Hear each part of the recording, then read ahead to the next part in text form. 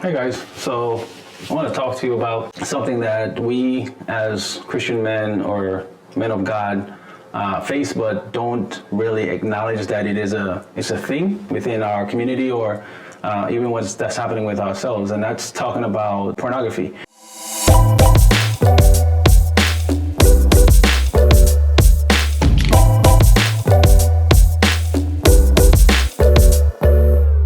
So it is so pervasive nowadays that it's almost like it's part of our society where it should not be, because your desire should be for your spouse, it should be for your wife and nobody else. And the problem is that when we start to ingest that stuff little by little, not even knowing it, we become addicted, we become hooked, that is the whole point of it, so that it causes now damage to our marriage, to our relationships, not only with our spouse, but children, everything else, because it leaves a wake after the damage has been done. Now, one of the things that we can do, or that we all should do, to kind of break that cycle or that habit, is to first acknowledge that you have that problem. You cannot change something that you do not see that is an issue, right? So if I'm an alcoholic, if I don't first say I'm an alcoholic, there is no habit that I need to stop, or there's no habit I need to break. There is nothing that's causing me to drink, right? So it's not an issue.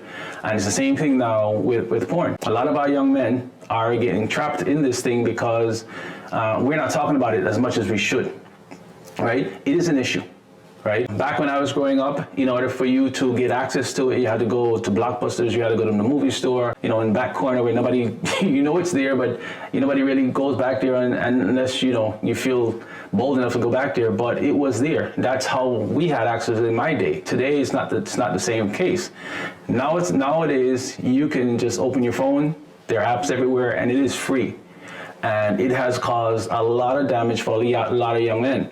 I watched a video the other day, and it was talking about how, it had a panel of young men, and they were saying that they are so addicted to it right now that regular images of women does not arouse them as it should, right? And that's one of the things that happen. As you go deeper and deeper into it, it changes the psyche as to what is a normal intercourse, how it should look, what it should look like, and how it should be, to the fact that now that the normal stuff does not even entice you anymore. You don't even get aroused by it anymore. You need higher levels of images or imagery for you to be aroused, and that is something that is destroying our community.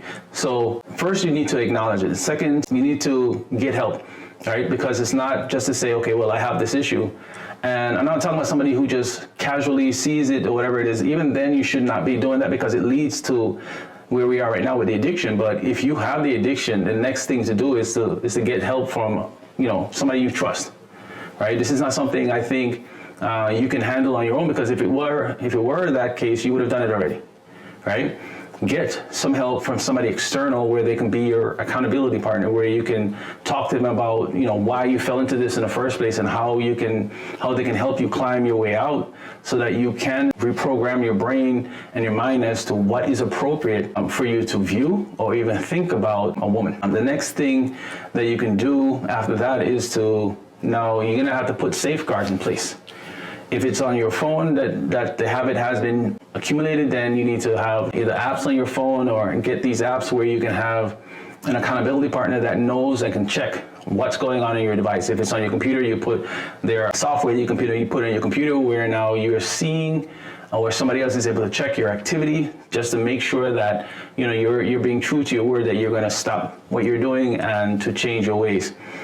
And this is something that I think when it's gone to that length that you can do by yourself, and that's where the community comes in, and they're able to help you, they're able to give you the strength, they're able to pick you up when you do fall down, because if it's an addiction, you will fall down, and you need to have people that are around you that's not going to point fingers, they're not going to blame, but they're going to pick you up so that you're able now to rebound, because the Bible talks about it's not what makes a righteous man righteous, it's not the falling down, but it's the getting up. And we're all able to get up. Once there's life in your body, you're able to get up. So it's not to say, well, I fell down and, I went back into it, that I'm no good and, these kind of things. That's not the case. It is you getting back up and saying, okay, well, yeah, that was a trip, but I didn't fall. and I definitely did not stay down. I get back up, dust yourself off, and you move on. Our mind needs to be fed the correct things. The Bible talks about, whatsoever things are pure, think on these things. And these are the things that you need to focus on. If you're in a relationship, focus on your spouse, right?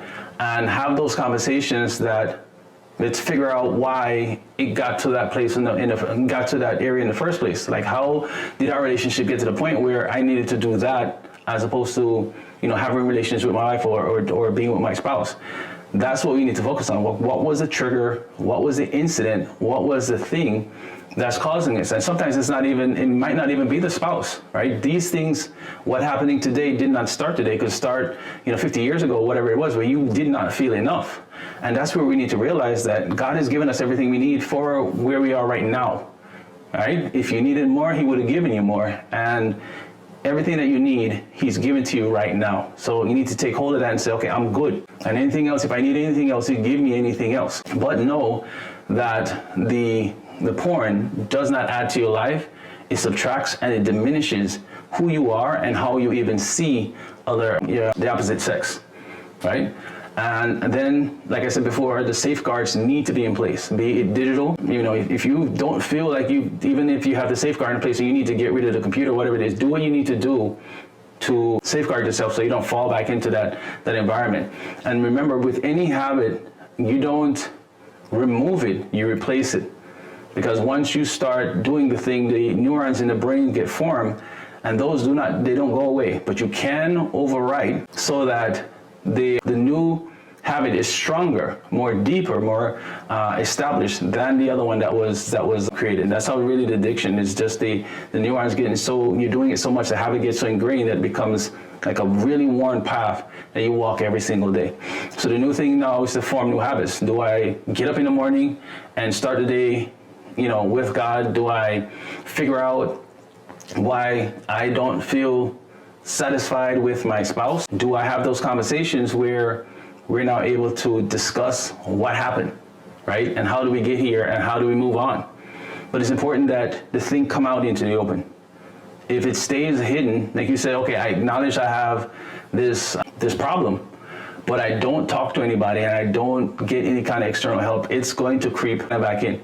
You need to have those conversations with people so that you can have the encouragement to get past where you are, to have that accountability so that, when you say, I am not doing this anymore, you don't fall back into it and you go back to what you were doing. So just as encouragement that even if it is happening, there's a way out. And if you have not, which is a really good thing, if you have not fallen into that world, don't go there, because as it is right now, there are a lot of people who are falling in and having difficulties coming back out. And it changes your perception of women, it changes your perception of men, it changes your perception of how love should be and how we should relate, especially sexually, to one another.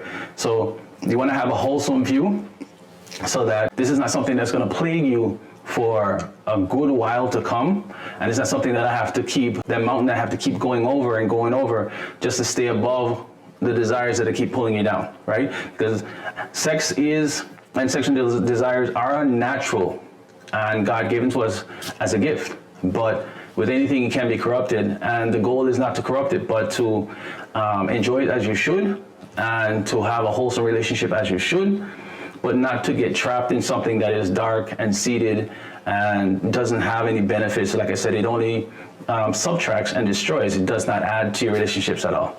Just as encouragement, comment below if you've had that struggle and it was something that you were able to get over. Let me know what you use, what tactics that you developed so that you were able to stay above the fray. And this might encourage somebody else who's going through the same struggle. So hope you enjoyed the video, and I'll keep watching the channel, and we'll put out more content like this, and I'll see you guys later.